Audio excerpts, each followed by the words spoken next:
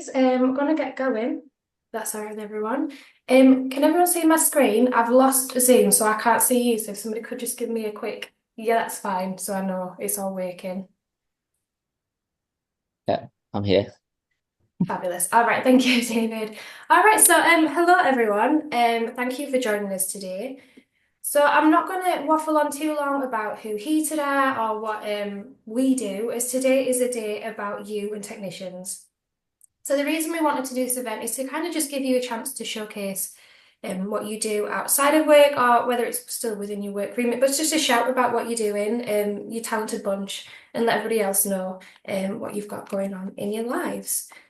So yeah, we've got some wonderful guest speakers with us today, so please try and stick around to the end. Yeah, We've it's got some okay. interesting Just topics as well. excuse me. And Trying this. yeah. Just the last thing from me as well, is networking. Obviously, we've got this event. We've got a few more coming up. We've got an on-site event at Salford for the 1st of July, a Scottish networking event. So if you haven't already, please join our newsletter. And it's the quickest and easiest way to find out about what's going on and share it with your colleagues as well. For those of you that were here at the start, we are recording this session, but so by sticking around, you do consent to us using this recording and sharing it. If that's all right, please let me know in the chat if not. And yeah, that's it from me. Please make the most of this session. If you've got questions, ask, put things in the chat, and I am going to pass you over to Joanna. If that's all right, Joanna. Oh, yeah, of course. I'm going to try Fabulous. and share my screen. If somebody could just shout that they can see it, that would be great. Make sure I select the right one would also be good.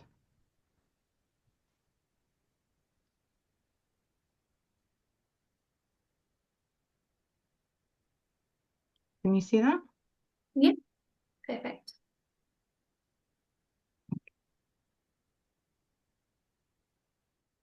So essentially, it's kind of I'm just going to share kind of like my other job. It's not necessarily a lucrative one as such, but it's one that I enjoy and love very much. So a little bit about me. So I'm Jo Scamp and I am the technical manager for the technician commitment at the University of Kent. And my other job is an artist. So I love and live to be creative. So I do things like paintings, drawings, sculptures, models, customizing clothes, not for sale because they're not that great in detail, but they look cool. Crochet and anything creative I can get my hands on, essentially.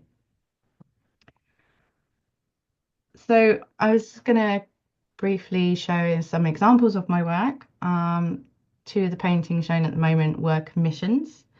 I do a couple of commissions, but generally speaking, most of my stuff are gifts for friends and family. So we'll start off with paintings. So I tend to produce little gifts for people. The only one on here that wasn't a gift is the portrait of my dad in the bottom left that I did many moons ago. Um, he's who I get my artistic ability from, so felt only fitting that he featured in here somewhere. Um, all of the others there are gifts that I've given to friends and family. The flowers were picture was for a friend, and the cat was my sister's cat that I did for her, and my brother's dog, Jed, that I did for him. The badger, in fact, was a leaving gift for somebody that was leaving the university, and the other two were Christmas presents for friends. I think my favorite medium has to be oils, but they're very expensive and they take forever to dry, so I tend to use acrylics. So I do some models and sculptures. These are a few of them. They tend to be very light-hearted, cartoony, and fun. The squirrels at the top were a gift for my sister after my father passed, um, basically representing him and my sister. And I did it in the style of, if anyone can recognize the grey squirrel in particular, I did it in the style of Disney's Sword in the Stone when they were squirrels, when Merlin. So, and obviously you can't beat a bit of Daffy Duck for one of my friends. He's one of my favorite characters. So I do like to do a bit of sculpting and modeling, and I enjoy the process of it and then the end result.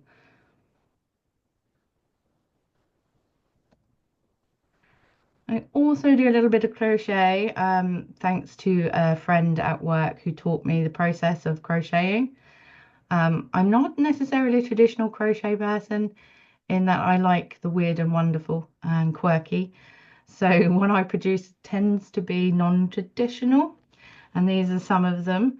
I think there is one traditional there. I have a granny square in there, so I can do traditional. And most of these are either gifts for myself, or there is one commission, which is the little Grogu at the top. The bunny rabbit does hang on my front door, still there. I've added sunglasses to it, but it's there. But I think my favorite has to be the penguin with the enormous pom-pom for no absolute reason. That was a gift for a friend.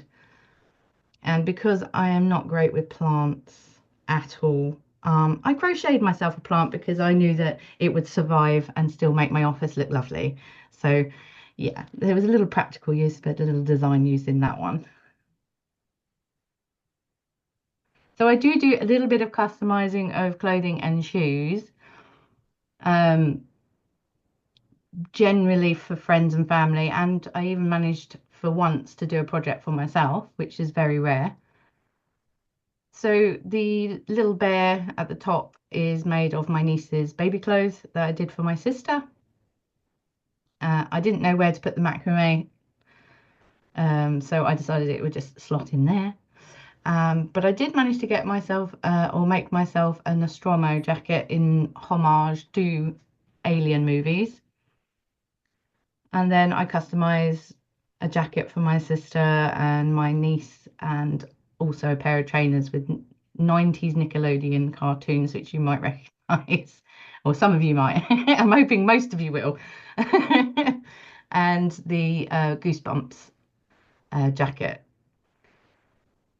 I'm afraid me and my family don't tend to grow up. We'd still like all of the things we used to as kids. And I have also dabbled in logo design. I've done a few now, but I've got a couple of examples. I'm currently working on one for the London and South East Technician Commitment Initiative Network. So I'm currently working on that one, but I have done one for STEAM within our institution, and I have done one recently that is now being used for the Technical Platform for Innovation and Knowledge Exchange as part of Eastern Arc SBRC technical strategic technical platforms. So I do a bit of dabbling in those areas. And this is where I went into a project for work because so my work feeds my art and my art feeds my work essentially, and it does create a cycle. So I get inspiration from various different places. My role of supporting the technical community as part of the technician commitment offered inspiration for me within my artistic practice. And I decided to work on raising the visibility and recognition of technical staff by offering a combined artist and technician view. So in the past, portraiture was reserved for the powerful and wealthy, and around higher education institutions, portraits of previous BZs are up on about, or deans. So the portraiture being produced is to elevate the status and importance of symbolically of the technical community, while simultaneously highlighting the incredible work of our technicians. So this is an important and interesting contradiction, as their work contributes and are oftentimes unseen, but it is, however, universally benefited from and felt. And so I hope to offer them a bespoke legacy to be displayed on campus where they work, and be on public display celebrating their achievements, experience, skills, and knowledge. So by utilising my own skills, knowledge, and expertise, both creatively and through my work as a technician, I'm trying to complement and honour that sentiment. So, first one that we have is of our talented Antonio Mendoza, who is an electronics technician. This is a drawing I did of him working in Kent's antennas lab, and he was testing one of the 3D printed antennas using a VNA machine. Antonio has various duties, obviously supporting research and PhD students, but also our undergraduate students in the laboratory, practical sessions and projects. He operates the school's anechoic chamber and conducts antenna measurements for both PhD research and staff and external companies across the UK. He also fabricates antennas and printed circuit boards for students, and other duties include that of the health and safety coordinator for the research labs as well. Antonio is absolutely adoring the fact that he's now famous because his picture managed to win a couple of, it won a image prize back in 2022. So he has been reveling in that ever since. And then I did a painting of our wonderful Chi Zheng, who is a technical specialist within electronics as well.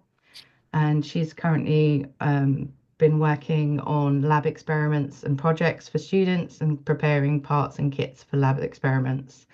And she thoroughly enjoys helping students with their projects and supporting them in solving hardware and software problems.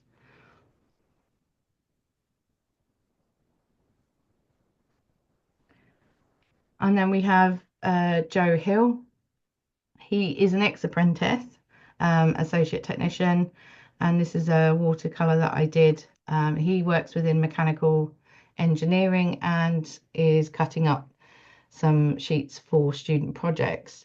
And he is involved in, or was involved in, maintaining the workshops and labs in the Jennison building and helping students and staff with any questions they may have about the workshops, labs, or machinery. He had studied engineering and felt that his skills would be best appropriate in helping support other students.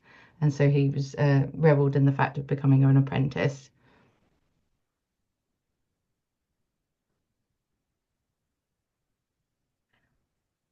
So the future project, so as you can imagine, there is probably about 150 technical staff across the university. So I wanted to do a couple to inspire some others to contribute and join in and invite them to it. However, the next series of technical portraits, not going to necessarily take a traditional approach in that of doing individuals. So I have come up with a more of a small installation piece that will go into the library, and the next group of people that I am concentrating on is the IT technicians within the university. So I am currently working on that project, which will be more of a diorama, and I will be utilizing an old PC carcass, and also be working with some video work as well to explain the roles that our IT technical staff have within the university and how they keep the infrastructure going and support students and staff in everything that they're doing. So that one's going to be fun. Keep an eye out for that one. I'm hoping it will work. It's going to have to learn a few new skills in order to get that one done, including a little bit of 3D printing. But I think I've got enough of support to be able to do that. So I know it's a short whirlwind, but thank you very much. That is what I have been up to behind the scenes, and that is me. So how do I Yes, thank you, Joanna. sharing? Does anyone have any questions or anything they'd like to talk about with Joanna? I mean, there's a question in the chat. Where's the chat gone? From Orla. Oh, there Have we you are. ever done any crochet postbox toppers? I have not. No, I've seen them about, but I have not done them. I love the crochet chicken. Absolutely loved it. You could hear it as soon as you saw it. I just My squeezing them. friend lived in New Zealand for a while, and she had a ginger chicken, as she called it, that she called Blanche, that she adored. So that was kind of in honor of Blanche when she moved back to the UK. How do you do commissions? Have you got an Etsy shop or something like that, or is it just No, it's kind of people get to know what I do, and they will just ask at the moment. So, yeah, I have wondered about it, but then I keep getting horror stories about sending artwork off and then people getting refunds and how you protect your artwork and stuff like that. yeah? So haven't gone down that route yet. Mm, fair enough. Any other questions?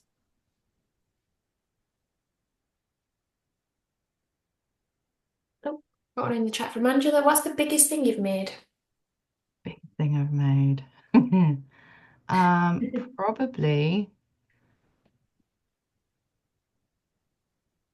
probably a giant Mad Hatter hat for out in the garden, to be a bird bath. So the top of it is a bird bath, and then it's a Mad Hatter, the classic Disney Mad Hatter. I was thinking about creating a velociraptor to come through the bushes at me, but you know. If you ever do that, I'd like a photo. All right, fabulous. All right, thank you, Joe. Thank We're you. going to move on to Amy now. If you're ready, Amy. Yeah, let me just share my screen. Oh, No worries. 1 second. Mm. Oh,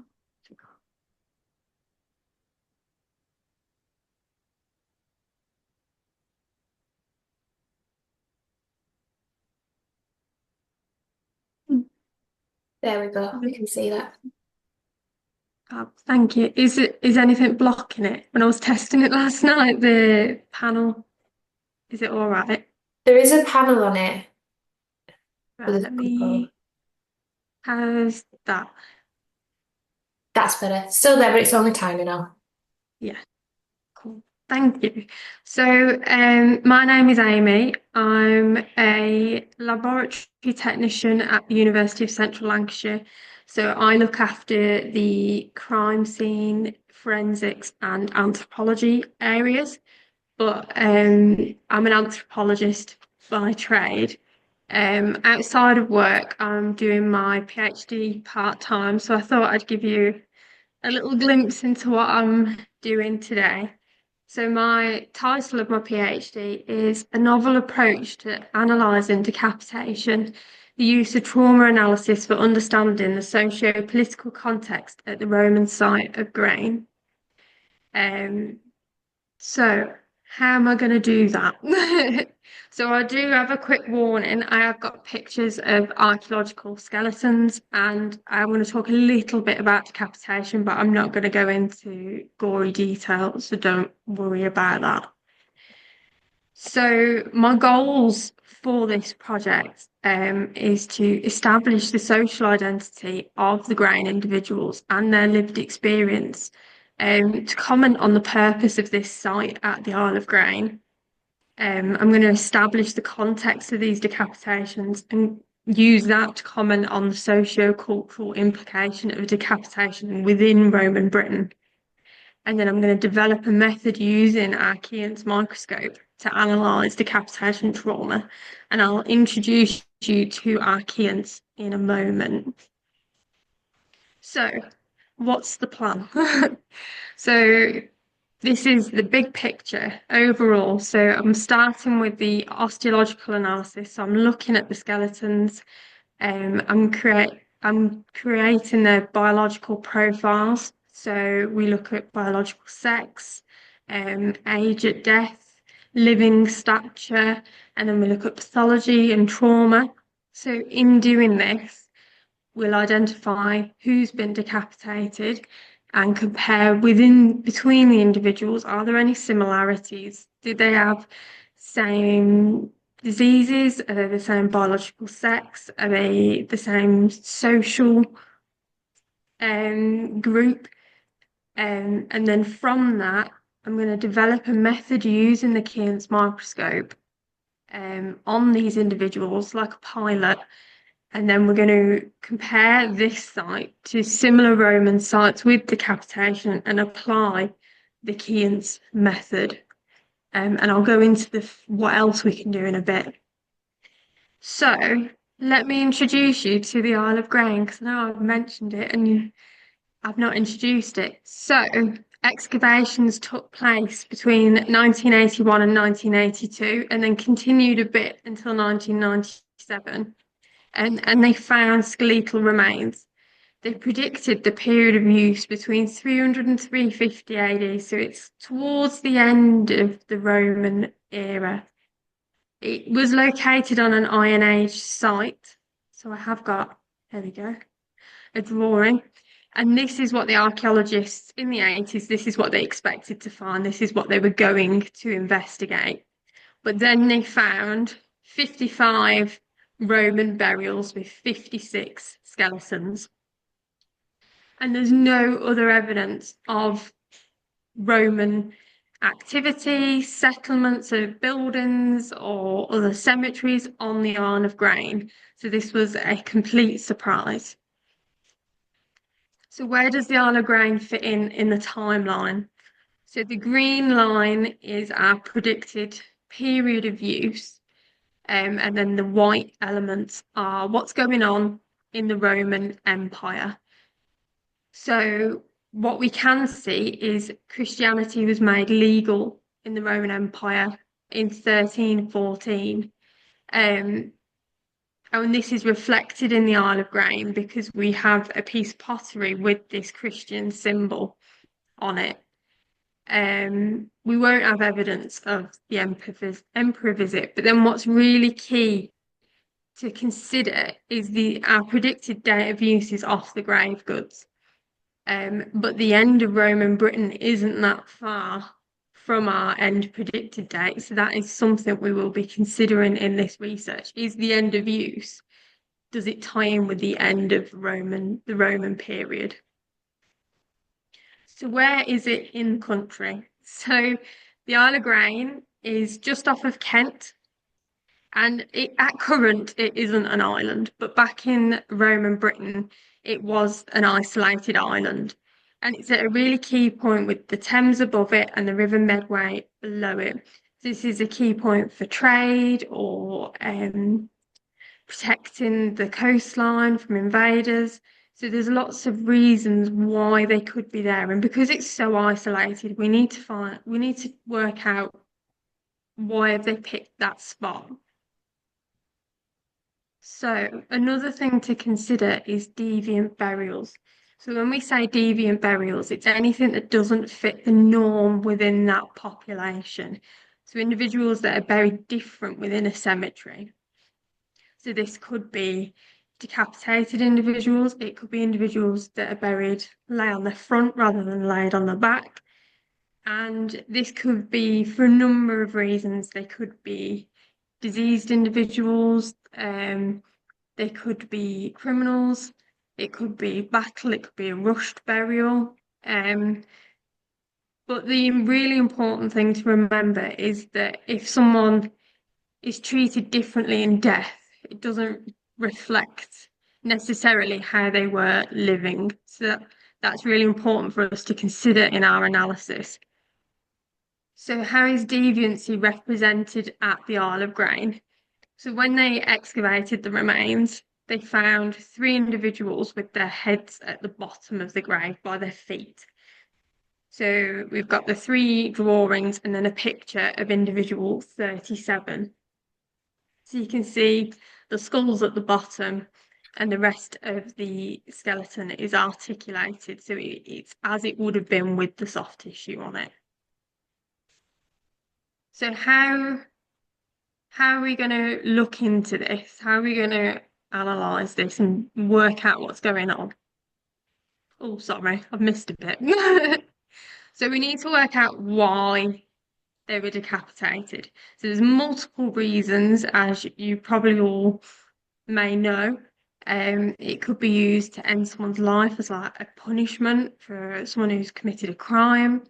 It could be a funerary practice post-mortem. And a really key thing to consider is in Britain, the Celtic culture was all about respecting the head as it was seen as the seat of the soul. So to decapitate someone is a symbol of dehumanizing them. And then within the literature on the Romans, it could either be done to ensure their place in the afterlife, or there's conflicting literature that says it stops them having a place in the afterlife. We won't know which one of that, but it's important to consider. Or it could be a violent event in a battle. So how do we look at this? So I know I'm speaking about Romans, but Richard III has got some really key trauma going on. So if we have a look at Richard's skull, this is the back of his skull and his mandible. So in forensic science, we have something called Locard's law, and that is every contact leaves a trace. So traditionally, you may think about fingerprints. When you touch a surface, you leave a fingerprint, or DNA. So when we look at trauma, especially sharp force trauma, if you consider a blade, a sword, a knife, microscopically, there'll be little dints, little bibbles in the metal that you can't see with the naked eye. And when this swipes a hard surface, it leaves lines that we call striations. And this creates a barcode, if as you think, for that weapon. So interestingly, on the Richard III case, they did micro CT analysis and they found these striation marks and they managed to match 3 of the sharp force trauma wounds to the same weapon. So he was struck 3 times by the same weapon.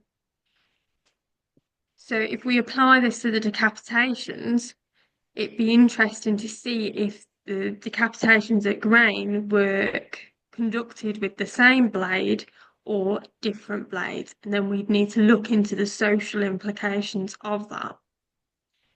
So at UCLan, we currently don't have a CT scanner, but what we do have is a Keant's microscope. And this bit of kit is really clever. So a traditional microscope, you'll put a slide on it, which is like a flat piece of glass, and you can get it in focus really nicely.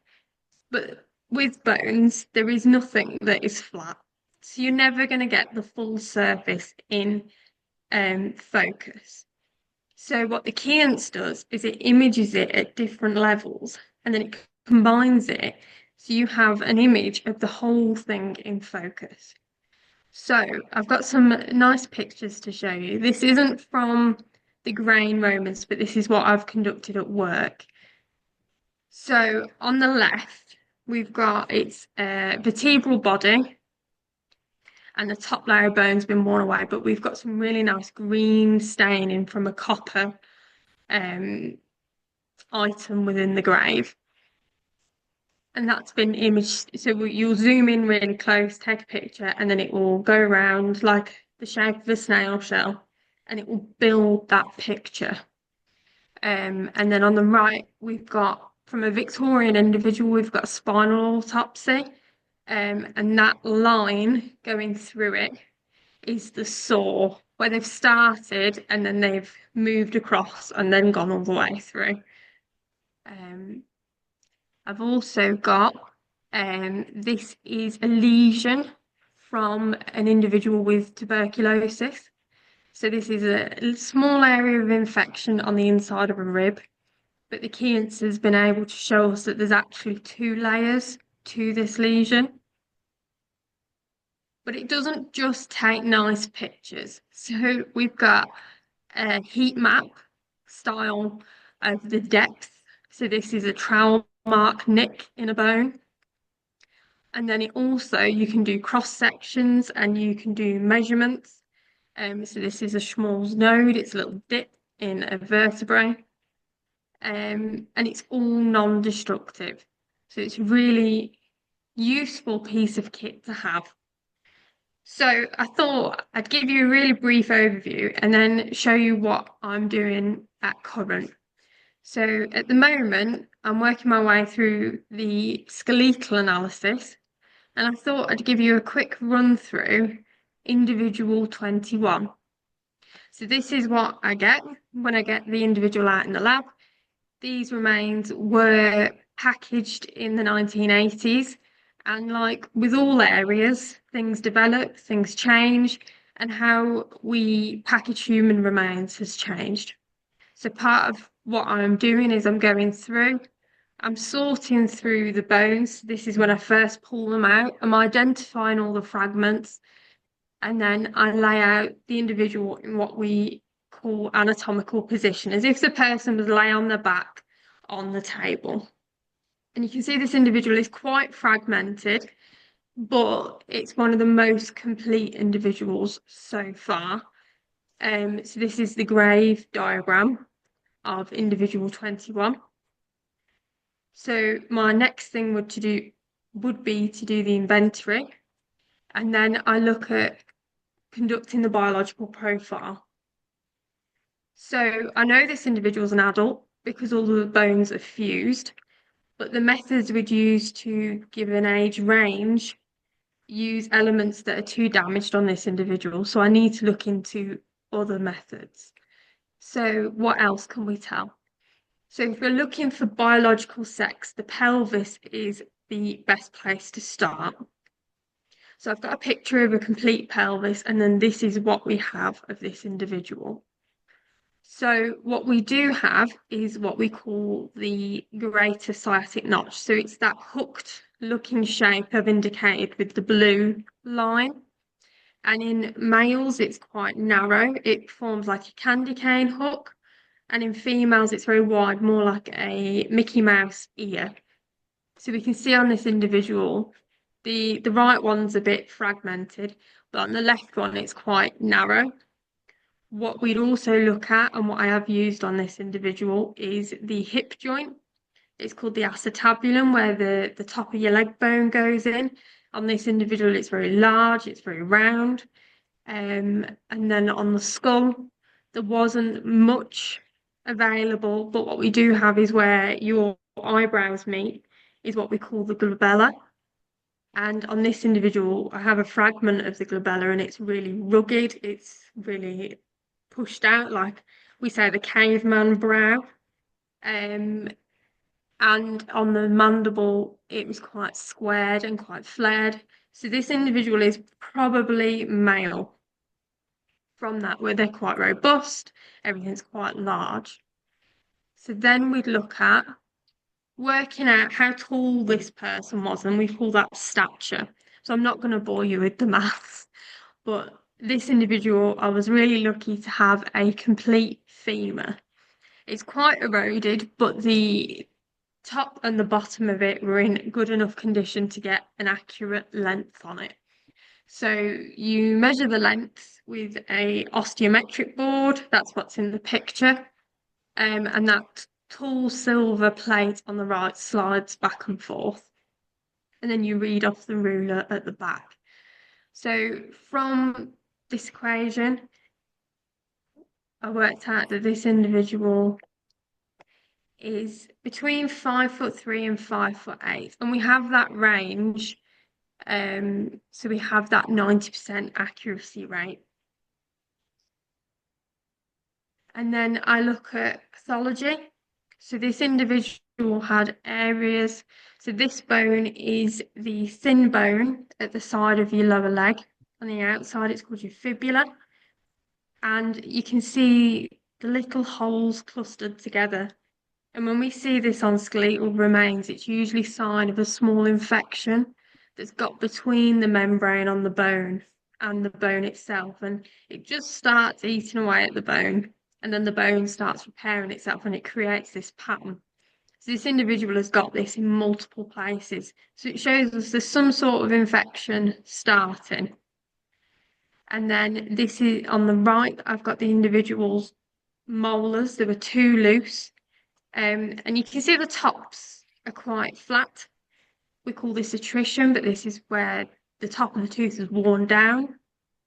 But interestingly, on this individual, there's like a scooped, it sort of scoops down appearance to the tooth. So this is something I need to research more, but I thought it was quite intriguing of what could be going on. We've also got, if we look at the sacrum, so the sacrum is the bone in the middle of your pelvis at the back.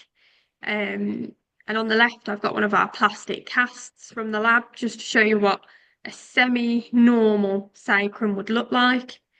And then this individual's were slightly twisted. It's not as clear in the picture, but you can see the left-hand side, there's a bit flaring up. I wonder if you can see my mouse. But then we also have, with the red arrow, you can see there's something a bit rough looking here, and it's actually what we call an involcrum. So it's where that area of infection has started going deeper into the bone, and we've got this slight cavity, and it's got that pitting in it. And then interestingly, on this individual, we also have, if you look where the blue line is indicating, that top segment of the sacrum looks like the lumbar vertebrae. And this is what we call a lumbarized S1. So it wouldn't have affected the individual, it's just something interesting to look at. So then we look at trauma analysis. So with trauma, we need to look at, did it occur during an individual's life? Did it happen around the time of death? Or did it happen after the fact when the bone's dry and it's in the ground or it's been excavated? So on this individual, it looks that we've got some of the perimortem, which is time of death, and then we've also got quite a bit of post-mortem. So you can see from my drawing in the lab, the green lines are what I think perimortem, the black are post-mortem, and then my blue line across the back of the skull is where we've got this groove. Now, effects happen to the bones after they've become skeletonized in the ground, and we call this taphonomy. And this is where the surface starts getting eroded and things happen to the bone and staining. So this mark has been disguised by that. There's not much of it left and it's quite damaged. So I'm not sure what it is yet. But I thought I'd show you. So when we look at the difference between these timings of trauma, so we've got two pieces of skull here, and the bottom one, you can see it's really pale in colour and quite sharp, but a bit rough. And that is definitely post-mortem. The staining from the soil hasn't been in contact with that lighter edge of bone at all.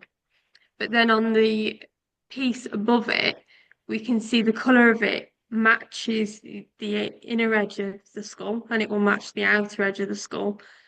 So that means that that bone was broken during or before it made contact with the soil. So we can look into this further with the microscopy and different X-ray and scanning, and try and investigate that a bit further, because these remains have been in the ground for over 1,000 years. So there's a lot of damage that's occurred, there's a lot of erosion, so things aren't quite as easy as they would be with other things.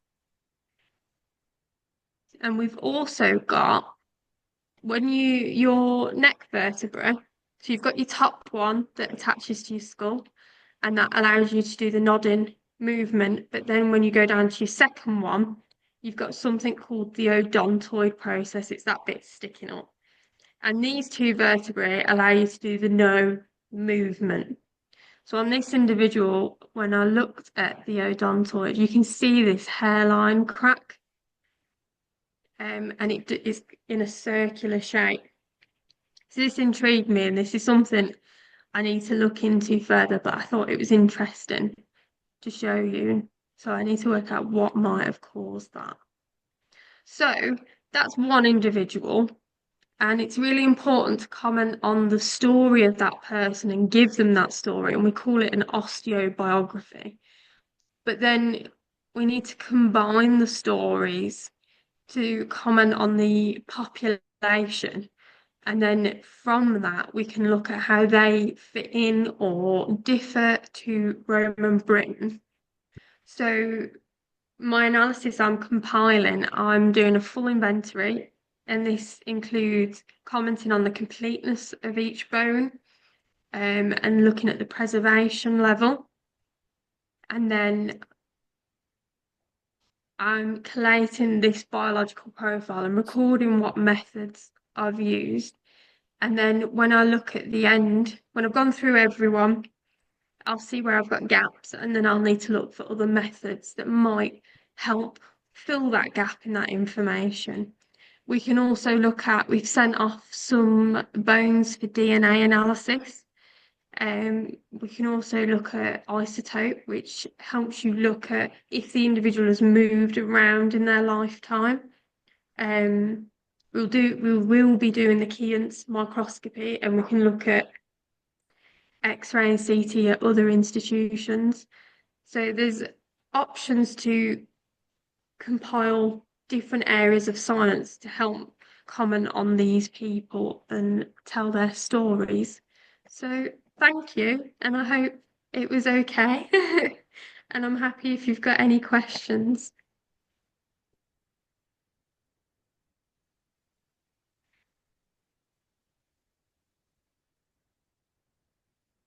Thank you, Amy. That was absolutely fascinating. Has anybody got any questions?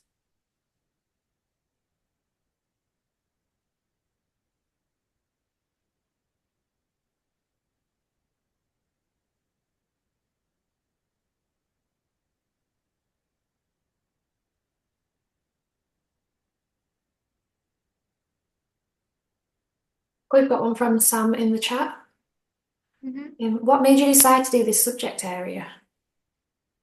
So, obviously I'd seen stuff on the TV about doing forensics, and I looked at different universities, and UCLan had the course on forensics and anthropology. And I was looking at forensics and biology because I quite like science. And when I came to UCLan and started doing the forensic anthropology, I really found what I loved. And it's so nice to be able to tell the individual's story and see what happened to them in their lifetime.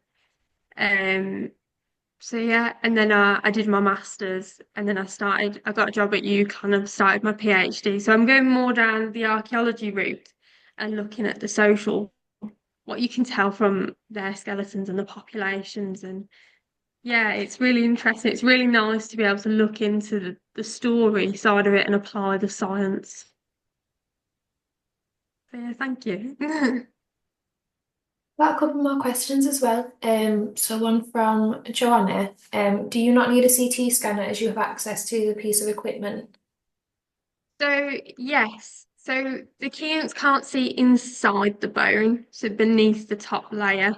So if there's microfracturing within that internal structure, then that's where CT might be a good option. Or there is one individual with some infection in the facial bone, and the outside, you can see the bone is puffed up, but I can't see what's going on inside. So some elements CT would be really good for. But if we can apply the Keans and find out more information, then that would be really good too. A question from Alison. Can you tell whether the skeletons are Roman or British? Oh, so that's a difficult one because the Romans moved around a lot. The Roman Empire was massive, and lots of these populations moved. So I think the term British is quite loose in a way. There was a lot of movement. There was a lot of Romans from all over the globe coming over, and then you've got the Anglo-Saxons coming over. So these individuals have been labelled as Roman from the grave goods that are with them. And that's how they've been able to tell that. So that's where the isotopes would come in, and we'd be able to see place of origin. So if these people have moved or if they've spent their whole life in the southeast of England.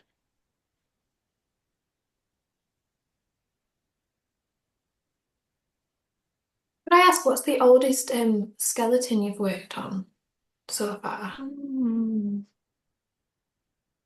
I did some voluntary work so like oldest timeline or oldest person, like Oh, timeline. We'll do timeline. okay. So the Romans are the oldest I've done a project on.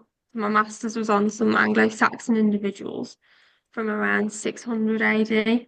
But when I did my voluntary work with Birmingham Museum, I did some remains from Jericho. I can't remember how old it was, but it was I think slightly older than Roman, and they were really, really fragmented and fragile. So yeah, it really is an honor to be able to look at these people. So thank you. Thank you. Any last questions from anyone before we move on? No? All right, thank you, Amy. Thank And we're you. gonna move on to David now. That's all good with you, David. Yes, thank you. And thank you to Amy and Joanna. That was both fascinating, uh, in very different ways, but yeah, really, really interesting. Um, I hope mine adds to it. So I've got a little presentation here. I hope you can see this. Is that showing up for everyone? Yeah, Yeah, all good. grand. Okay, let's start this.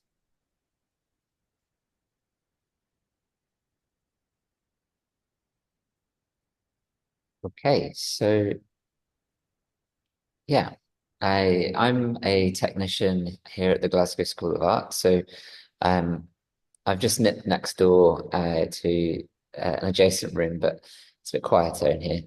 Um, but next door I run a print studio. So there is a screen printing studio and etching facility for communication design. And communication design covers a broad range of topics, really, but illustration is my main cohort. And I also run a little side business called Mobile Print Studio. So I'm going to talk a little bit about that. So, yeah, so this is the GSA print workshop here. And that's me just teaching some etching. So etching and screen printing, they've sort of come full circle from being a sort of everyday commercially used process to sort of, I don't know, not sort of dying out, but they were challenged during the sort of 90s, 2000s by digital technology. And I think a lot of institutions I possibly have kind of downsized their ability to teach some of these traditional processes. But we here at Glasgow School of Art have kept hold of them and now are building a sort of new case use for them, where illustrators and graphic designers, mainly illustrators, can use these methods to play around with imagery. I just have a bit of fun within that sort of multiple making area. There's also digital print within the workshop. So we can print large format digital, and we can create other things that a traditional print can't. But it's very much working together and sort of seeing where I suppose where students can still play within a process rather than develop something digitally and then send it to a printer and then that's it done. So yeah, so I run inductions Monday to Wednesday, and I introduce students, sometimes reintroduce them to a process they've already done before, or introduce them to it for the first time, which is a real privilege.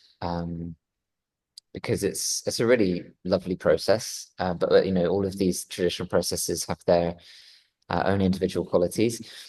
But what I really like about them is you can use them in lots of different ways and lots of styles, and there's lots of different entry points.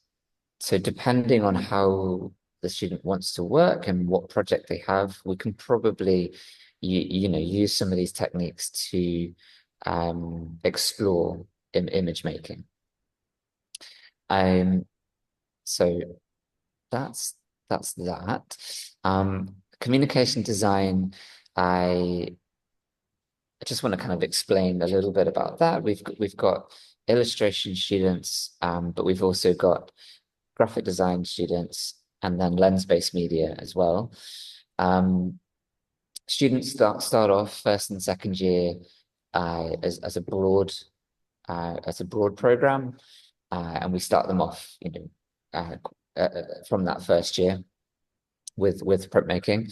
But then as they progress through the school, they'll specialize. So then we'll do specific projects, like a poster project for illustration students. So it's sort of used in a very kind of drawing based way. For graphic design, you'd be looking probably more at the digital aspect. So, we're using digital programs, Adobe Creative Suite, to maybe prototype packaging or signage, or to visually communicate something. And one of the other really nice things about these processes is that you can print onto different surfaces. So metal, plastic, wood, glass, fabric. So and the sort of the different projects that we have across the school, it's very, very varied. And then lens-based is maybe our sort of slightly lesser used, but it's still something that can be really useful because for photographs, if you want to put a photograph onto some of these different materials I've just been sort of saying, screen printing can be a really good option for that. Sometimes some photo etching comes in there too. So widening participation is something that I am really passionate about, and that sort of feeds into mobile print studio that I'll try and get onto in a minute. But essentially, I want to encourage as many different students as I can from the design school more broadly. I have to be a little bit kind of careful because it's a smaller space that we have, and we can't cater for every student. But when students come in from other departments, and when I've run little sort of specialist projects with different departments, it's a really fascinating way of seeing how that medium can be used in a different way. So product design, we've done a packaging project with those, and taking a 2D design, printing it out, and then turning that into a three-dimensional package. So and mainly, if I can, sticking with hand-drawn artwork, because in this sort of digital revolution, I think with all of the amazing things that digital offers, along with tablets and drawing devices, the fundamentals of all of these things have to be drawing and draftsmanship. And I think printmaking can can maybe help in that way, help develop and help strengthen confidence. So yeah, and interior design as well, we're looking at how we can create surfaces or patterns, to then take into interior design. So it's not always communication design. It's a broad spectrum. And in innovation school as well, we've had quite a lot of interesting things happening with conductive ink, screen printing, things that then when interacted with the audience can create, we've had like a playable keyboard that's a printed out image, and then you can press different keys and it will create circuits and create sounds or video playing. So it's really exciting, I think. So this gets on to a to a mobile print studio, and I set this up in 2015. Can everyone see that banner? No. Is the banner showing up for people on the left-hand side? There's nothing on the screen Okay, fantastic. that Thank we you. can see, at least. Thank you. Yeah, so I set this up in 2015 with another artist, Fanula McGowan, and we're both graduates of painting and printmaking from Glasgow School of Art.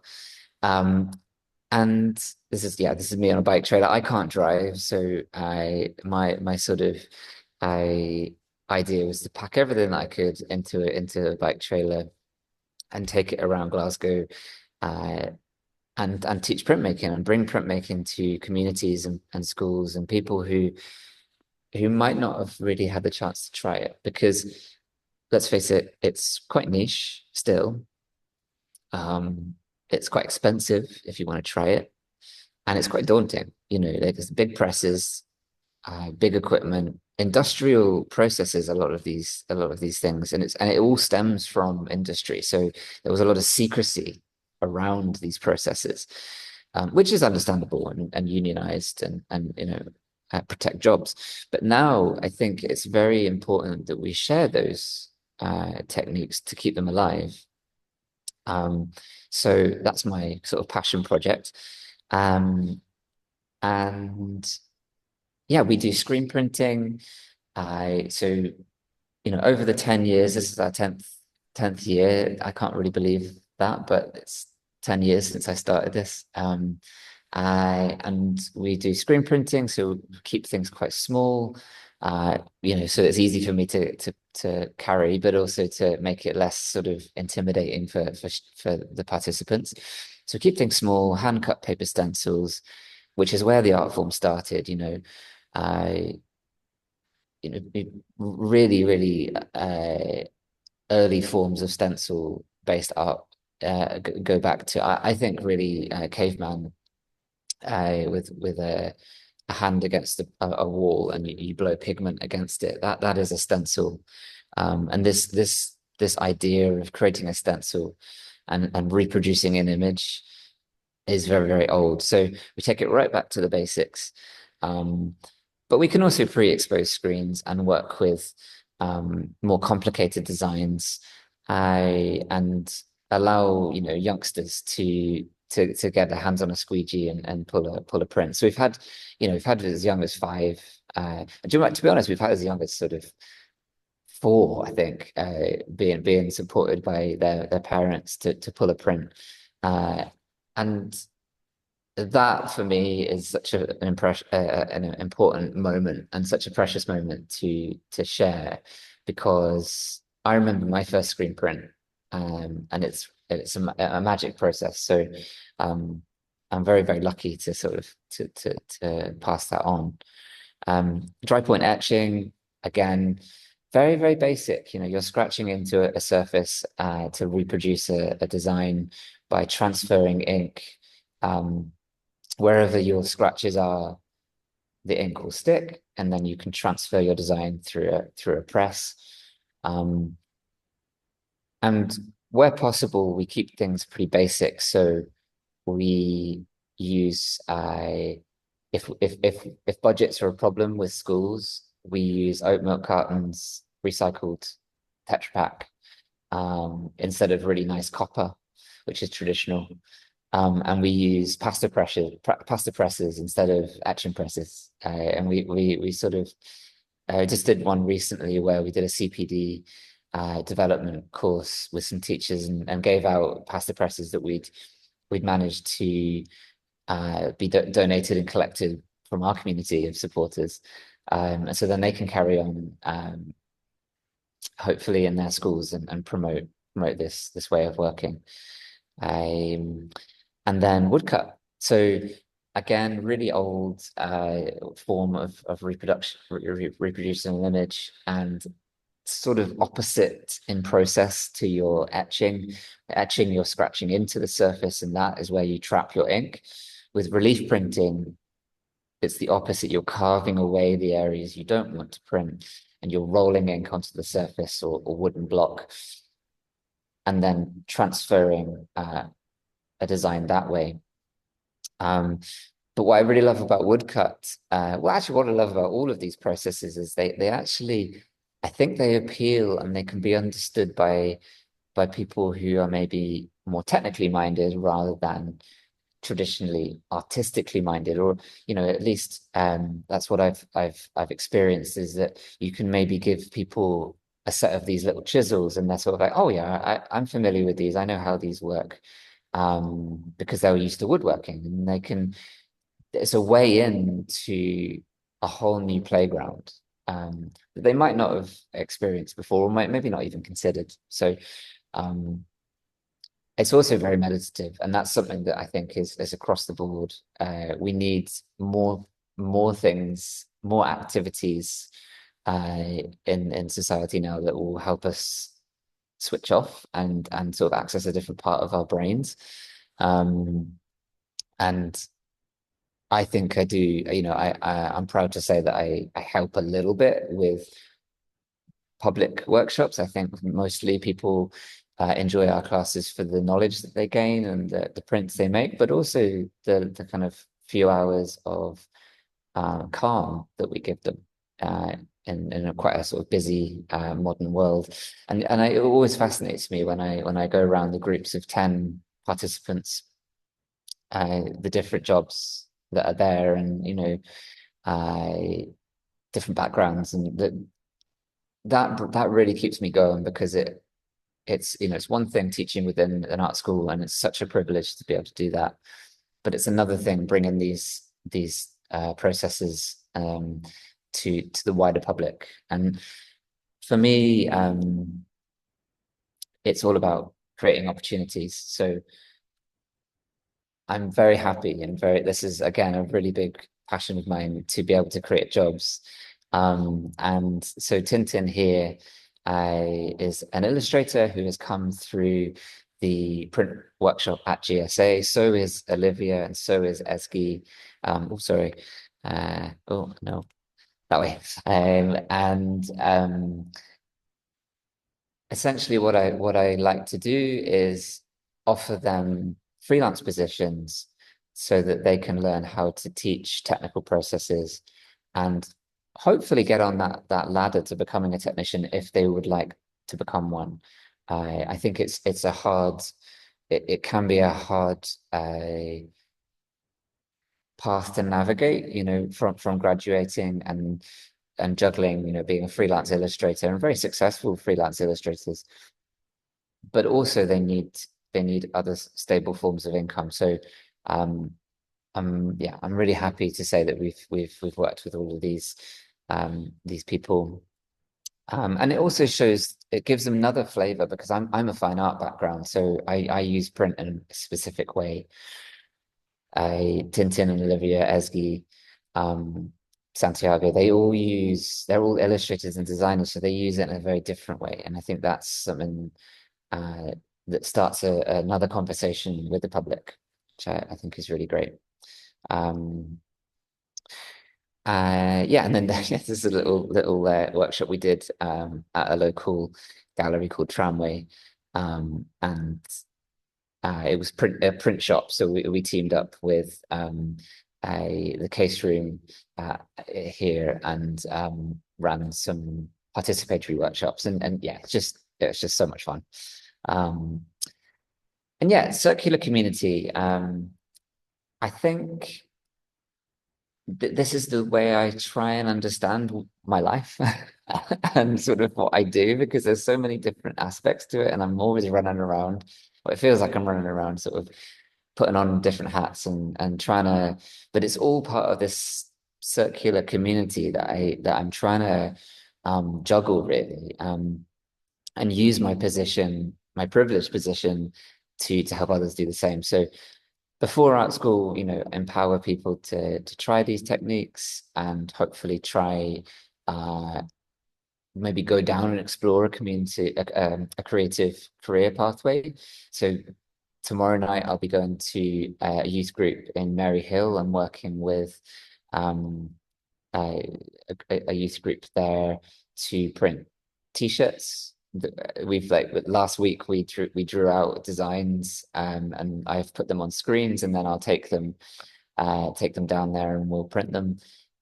And it's fascinating because as soon as you give someone the idea that they could make money off some of these processes, then they're like, oh, this is interesting. How can we do this? How can I become a little business?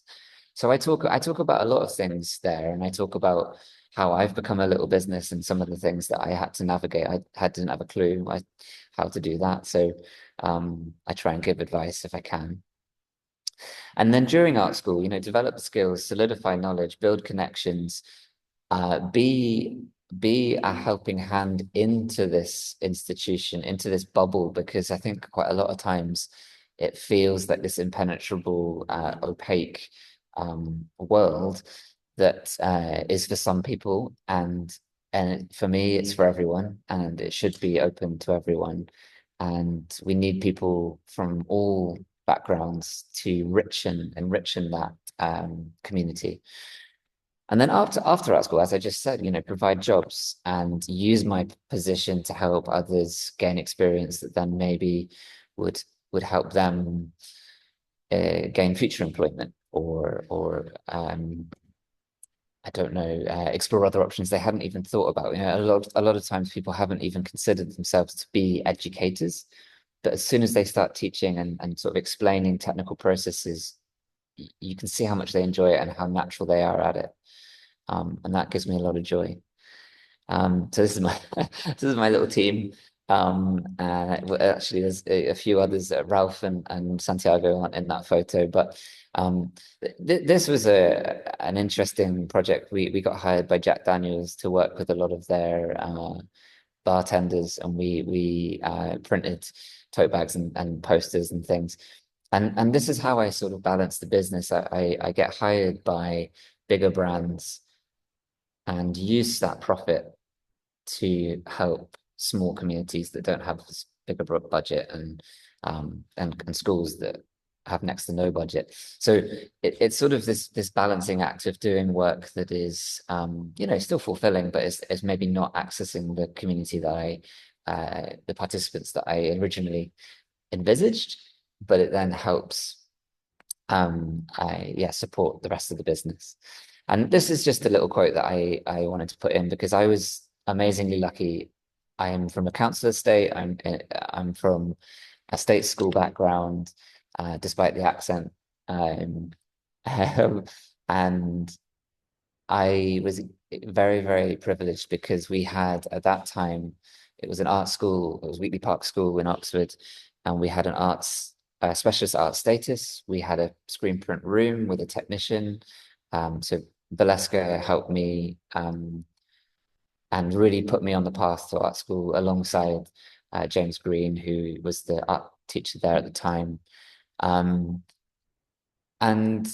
I think if I hadn't have had that opportunity, maybe I'd have found my way to it another way. But I really do value that opportunity that I was given, and then I've sought out printmaking at the various different institutions that I've gone to as I've sort of progressed through my further education. And it seems like when I set this up in 2015, it felt like schools needed help. I think they need help even more now because, and it was really interesting, Joanna, you put in the STEAM logo in there, and really lovely because I think a lot of times it's now STEM, and I don't know where the arts, where I don't know why where it went to, but we need it back, and I think.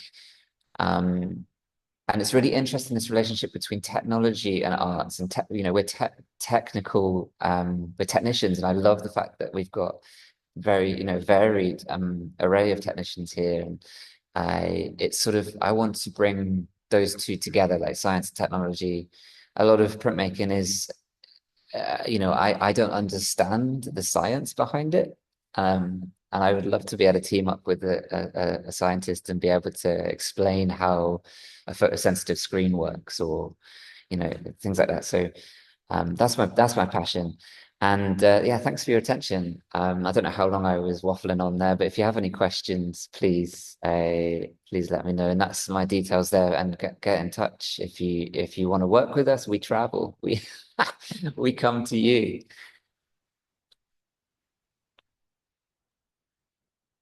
Thank you, David. I was going to ask whether you travel or not, if it's something that you just keep local, because I'm in Yeah. Newcastle, which I still know is quite far from me. But if there were workshops on, Absolutely. I actually cycled through Newcastle. I did a charity cycle from Glasgow to Oxford. I decided to cycle home, I which was very hard. But Newcastle was one of my stopping off points. So I probably wouldn't cycle all the way there again, but I would come on the train for but sure. yeah, makes more sense. Yeah, it's impressive though. Very impressive. Yeah, I made it. I made it, and I sort of haven't really got on a bike much since, but it was very, very good. Um, yeah, I think so. We really, if people are interested in working with us, and we can do it, and we can factor it into to sort of my other various commitments, then I will. Yes. Has anyone got any questions?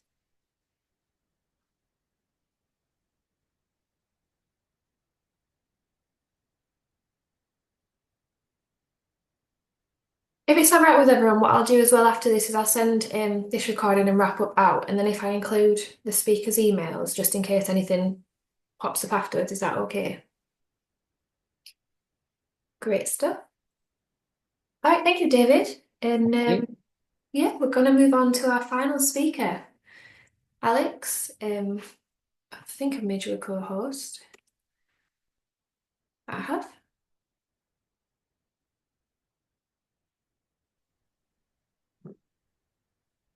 Yes. Hello, everyone.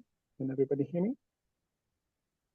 Oh, you're quite quiet, Alex. Okay, let me check. I don't know if can you hear me well now? A little bit better. It's a little bit better. Still a bit quiet, but Okay, I'll try to be loud. Although, oh, okay, let me see if I can check my device.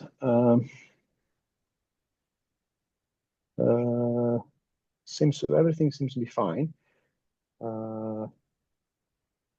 Yeah. Well, let me know if I need to raise my voice. I'm on a student communal place, so I'll try uh, uh, to be also quiet as well. Okay, so sorry about that. I just moved position so to be a little bit more comfortable. Right. So hello everyone. My name is Alex Di Maio, and I'm from University of Birmingham. And this is a very very interesting occasion for me to talk about what I don't do when I don't do science. When I don't do science, because I never done it before. So I have no idea how it's going to go. And I'm hoping you will enjoy because I will tell you about my what I like to call my parallel life in music.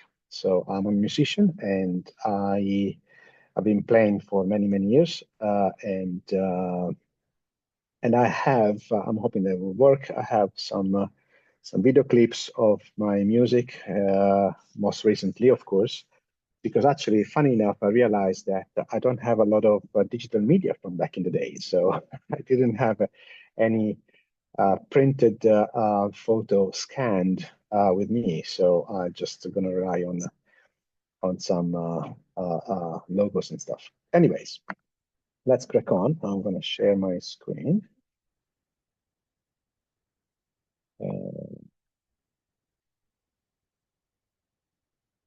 Okay. Can everybody see it?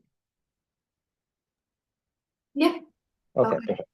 Cool. All right, let's go on. Let me take this away from here.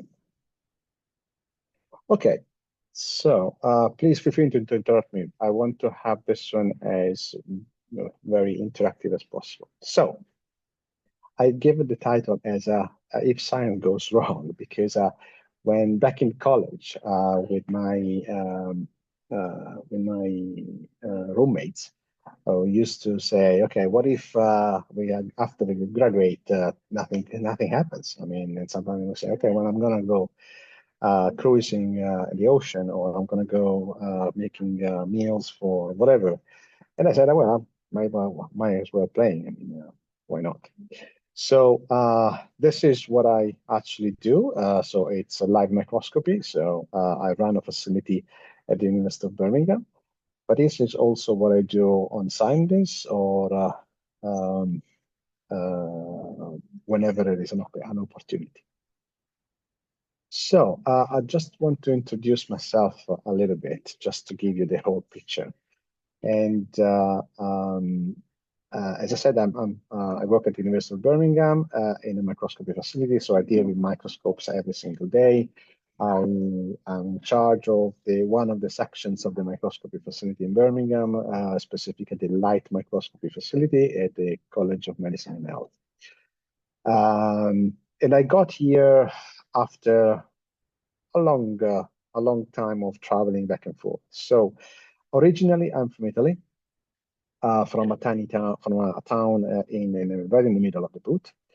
But then after some time, after graduating from Italy, I went to the States to do my PhD in Philadelphia first, and then in Santa Barbara later for a second postdoc. And then after a good amount of years, I think it was 12 years, I decided to go back to Europe. And I moved back from Birmingham to UK, and I landed in Birmingham, where I'm still here. And I basically changed from being a postdoc to a facility manager since I landed in UK. So okay, so music.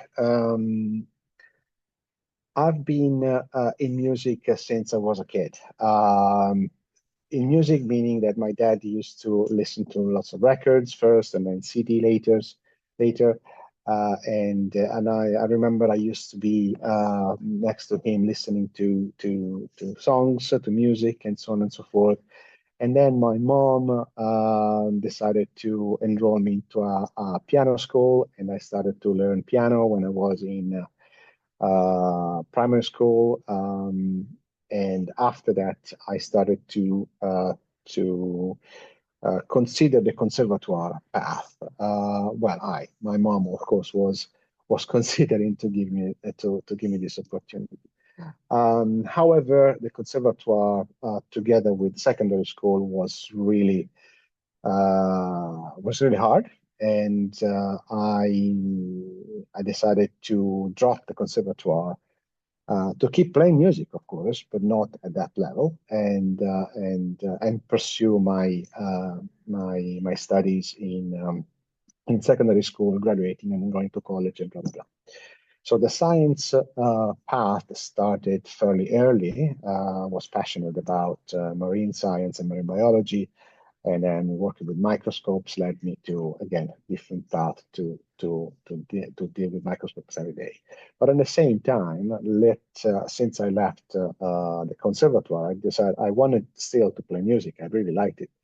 So I decided to start another school, a jazz school, still playing piano. And after a while, in secondary school, a lot of people a lot of students are keen to start the bands or to start playing together and so on and so forth. And I started to join bands. But the piano was my passion, of course, but was not really what I really wanted to play, because my really driving force was actually bass guitar. And when I was again a student first, and then graduated a grad student, I put together a band who was fairly actually popular, also in local areas, of course, in my region, because we used to have gigs here and there in some festivals first, and in some clubs later. But the point is that we were recording, we were practicing in my house. My parents have a house in the countryside, so I could make as much as noise as possible, because all around was just fields. So that was a big plus. So together with my bandmates, we were able to go on and play again in the area. Now the passion of music grew to a point that when I moved to the States, I really wanted to find some music, to find some place to play. Because yes, I was doing my PhD, I was doing my science and so on and so forth, but the music was calling, the stage was calling, and I was thinking to myself, okay, I need to find somebody to join, some sort of band to join. And I was lucky enough to find a pretty active band where the bass player was actually the leader of the band, so there was no bass position available, but there was a keyboard player available, or keyboard player position available. So I decided I bought a keyboard that then became electric piano, and then we start gigging. And again, my PhD was going, and every now and then I could join them on a gig in the area of I think it was Pennsylvania and Delaware, so still the East Coast.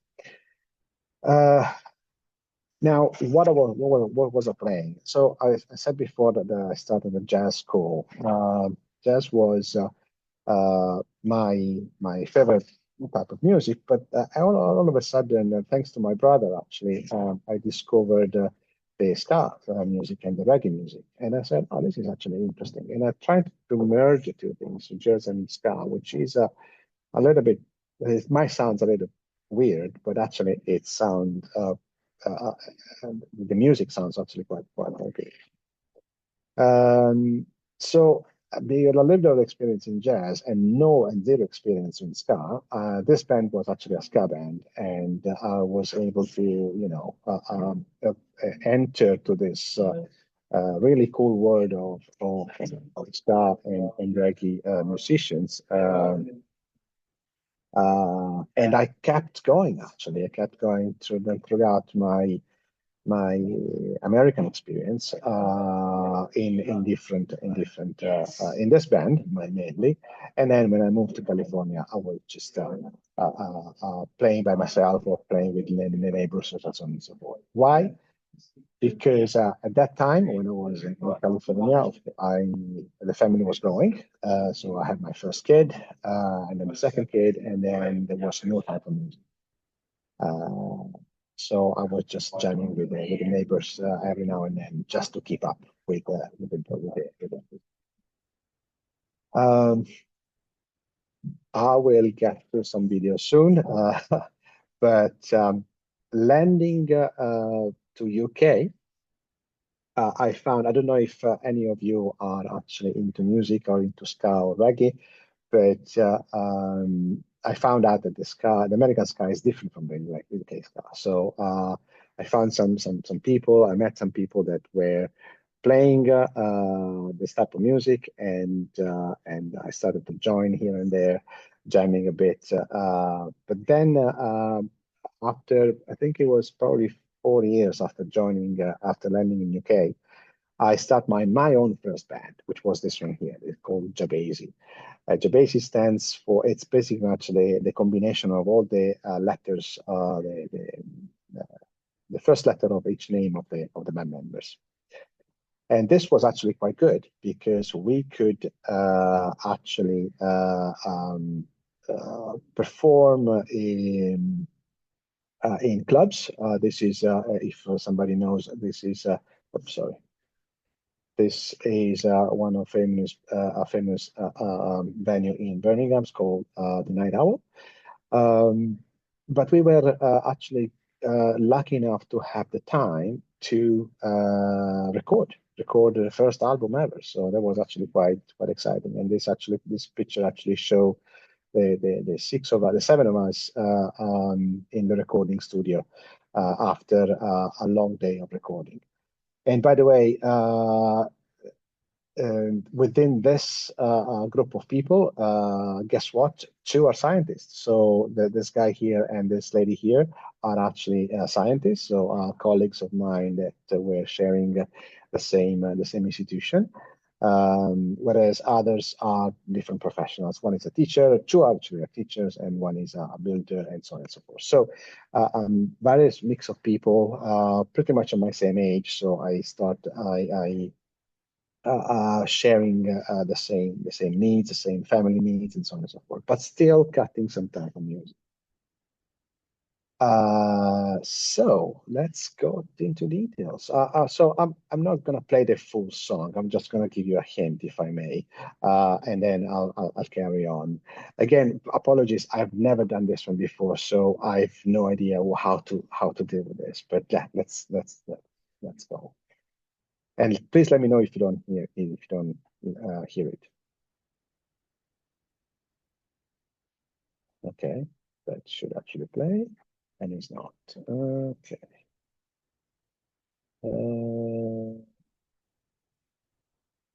Okay, how do we?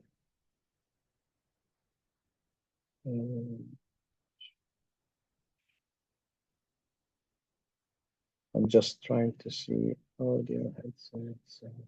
Okay, let's try this way.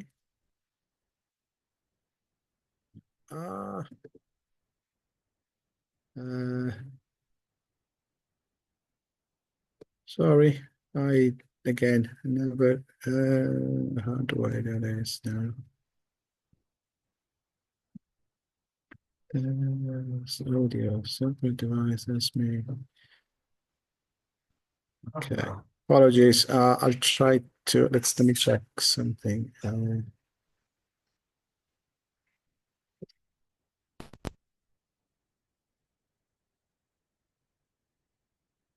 anybody hear it? No, I can hear it though. Ouch. This was not tested, of course. That's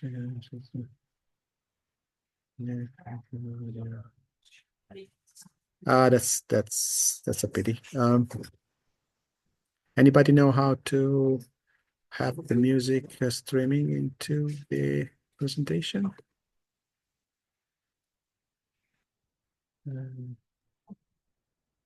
Do normally when you click play, it normally just comes out some. Yeah, that's why I wasn't really concerned about it. I've done it, in my lectures, and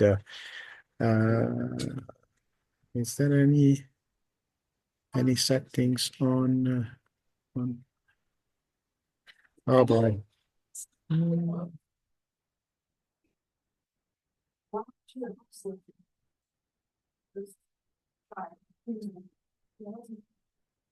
don't know. This is playback and volume. I video. Maybe something from here. Still nothing? No. Oh boy. Okay. Really sorry. That was unexpected. Microphone, same system. Should be okay. I've just had a quick look on Zoom support. Still nothing, right? Okay. Still nothing, but it kind of says that when you Okay. So, sharing. well, I don't want to waste more time. Same. Same as a system should be there. Settings.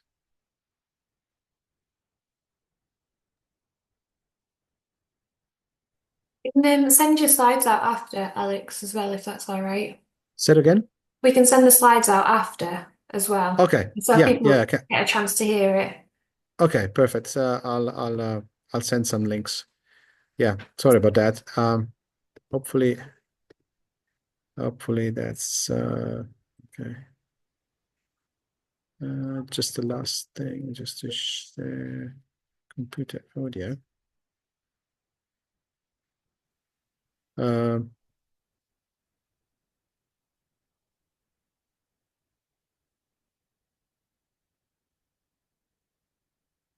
Okay. I could do this actually. No. Okay, that's fine.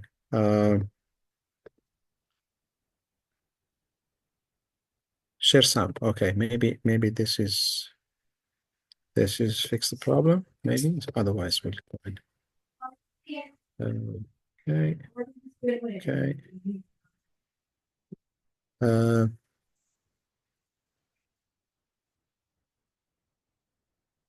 Still nothing, right? No. Okay, that's fine. All right. Sorry about that. I didn't know. Yeah. Okay. Perfect. So let's move on. Okay. Well, I was saying that this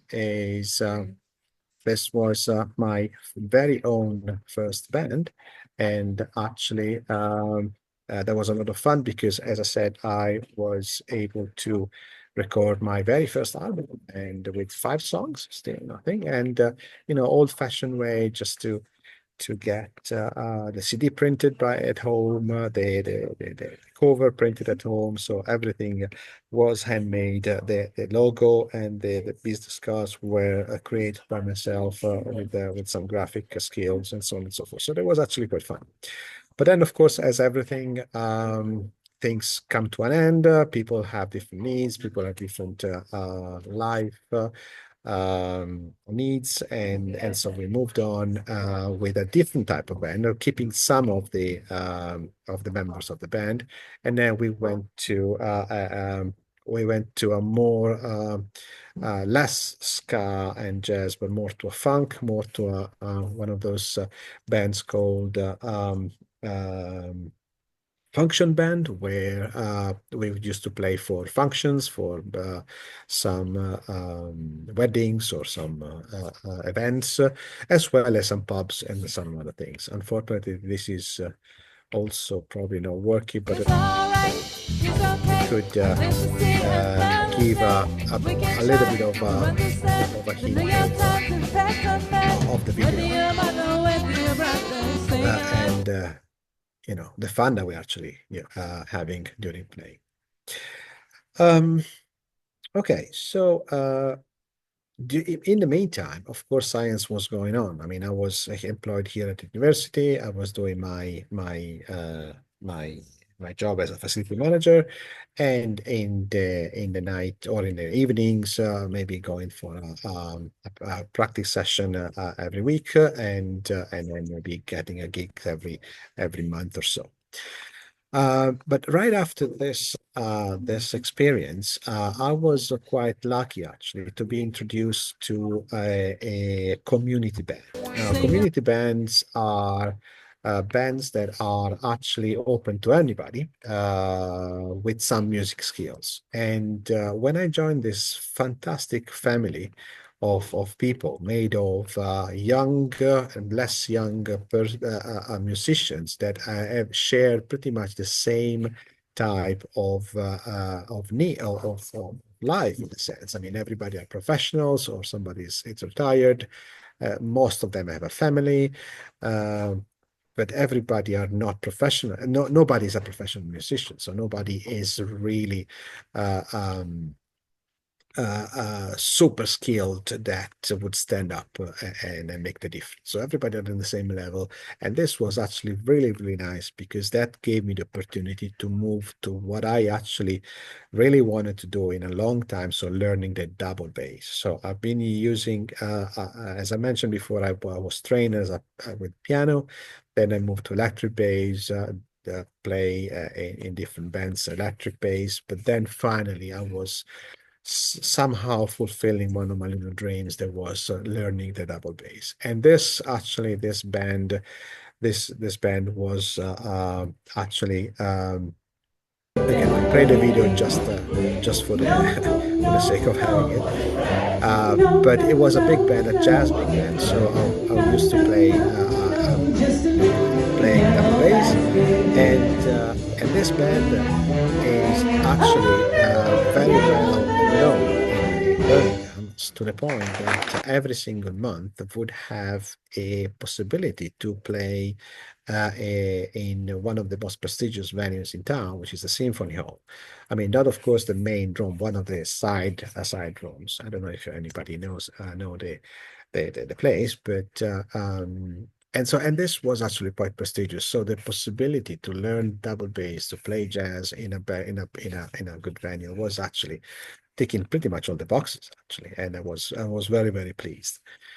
And of course, this gave me the opportunity to learn more, to have concerts around.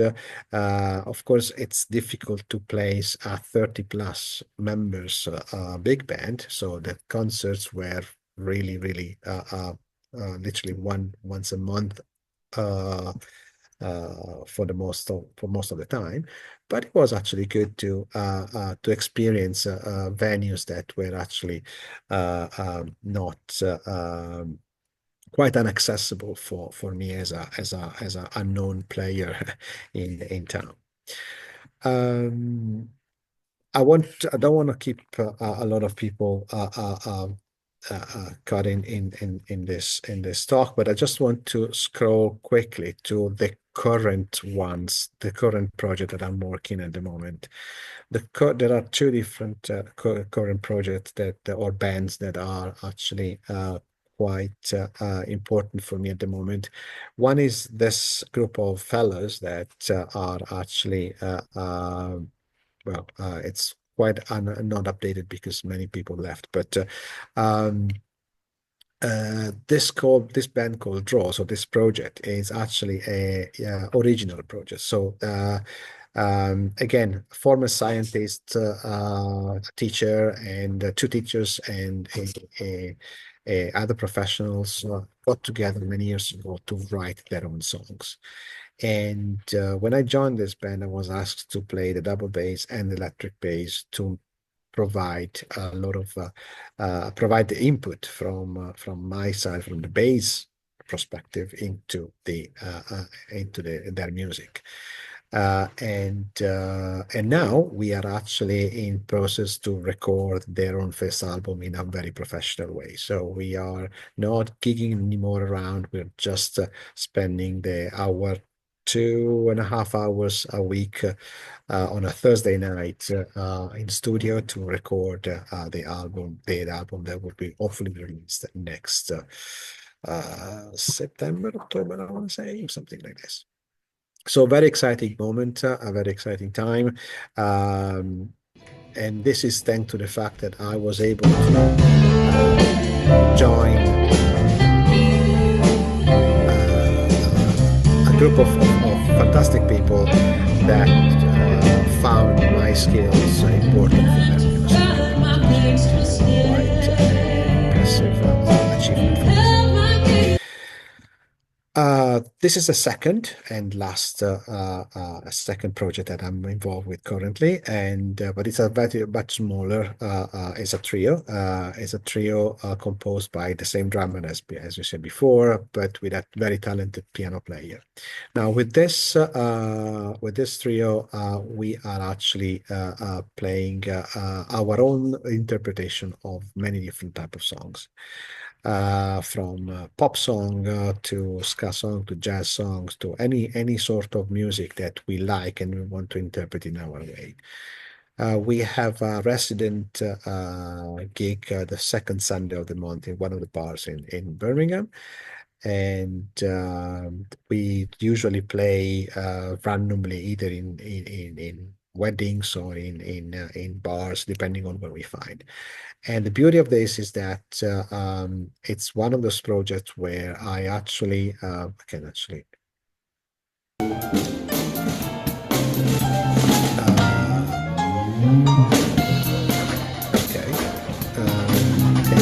It's actually one of those projects where the feeling between musicians is really, really high. So we do really feel what we're playing together, and it's some sort of sensation and emotion that it's very hard to find when you don't have people that are thinking the same wavelength, of course. So we are also aiming to record something on our own, but it's not ready yet. But the fact that we play together, and we've been playing in Italy, we've been playing in the UK, we've been playing should be playing in France in the next summer. It's very exciting because we are actually moving to what is called a semi-professional career. And I think that's pretty much it. So if something doesn't go wrong, I'll play some music. It's a passion together with microscopy that as I said, I had since very early stages of my life, and I really, really enjoying it. And it keeps me going. Literally, it's if I have a family, so I have family responsibilities, fatherhood duties, and but I still try to cut 15, 20 minutes every day to take the bass and then make a scale or make something. And if I have more time in the weekend, I spend a little bit more time on my own music if I can. I have many different ideas that sometimes can be translated into a live concert and so on and so forth. So, thank you very much. This was quite an interesting experience for me, actually, because I never done it before. I'm more than happy to share my slides and some videos, some links. If you are in Birmingham, please let me know. I can tell you which venue if I play which venue I'm in, and thank you very much. Sorry for the technical issue. There was a pity, but I didn't expect that. So yeah.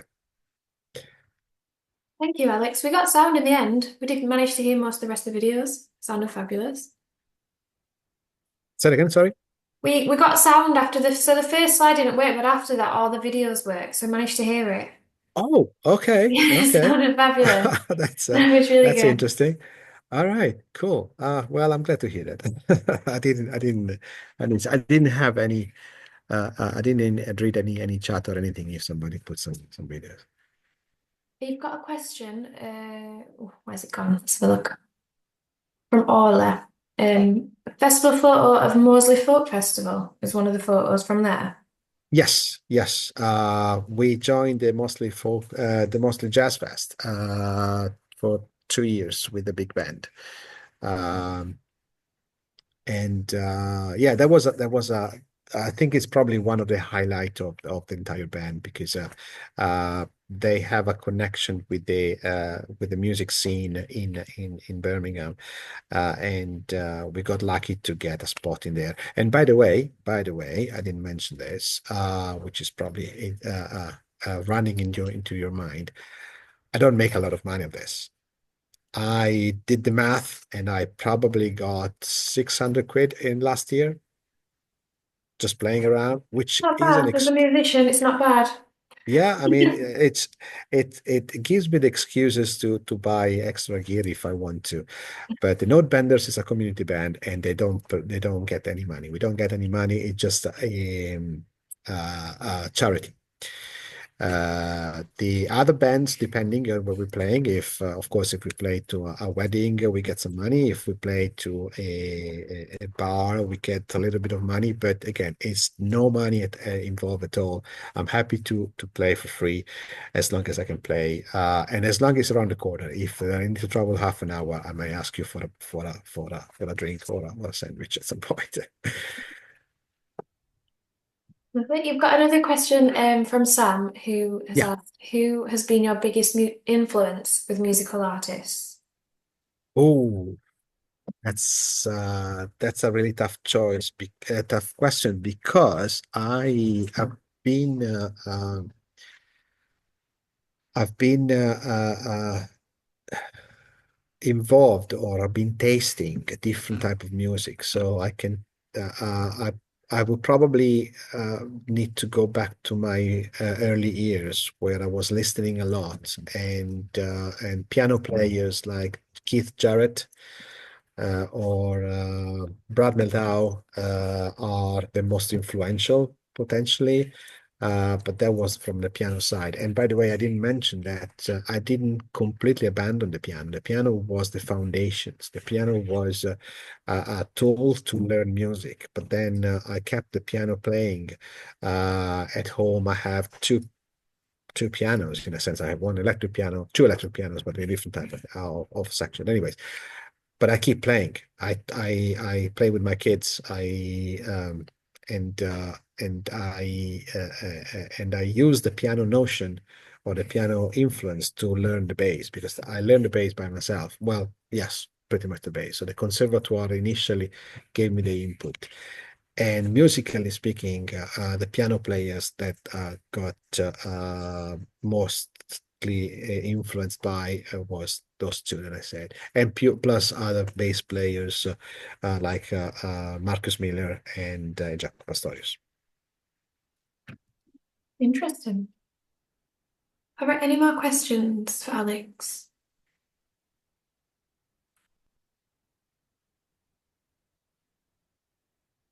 Thank you. Thank you everyone for listening. And again, apologies for the clumsy presentation, but it was really the first time. I didn't this morning I said, how do I do this? But yeah, good. Thank you for giving me the possibility. No, thank you. No, I don't have tickets for the Black Sabbath, but I have a friend of mine who has it, so I can get in touch with him. All right, we'll leave it there, everyone. Thank you so much for joining us today. Thank you to our guest speakers, David, Joe, Amy, and Alex. If anybody's watched today and thought, oh, I want to do this, I want to tell people what I do, drop us an email and we want to run more of these. And I think it's important to just shout about your skills and what you've got going on. I'll send these out, these slides, if everybody is happy with that, and the recording. And enjoy the rest of your day, however that may look for the rest of you. Okay. Thanks, everyone. Thank you. Thank you, everyone. Thank you. Bye-bye.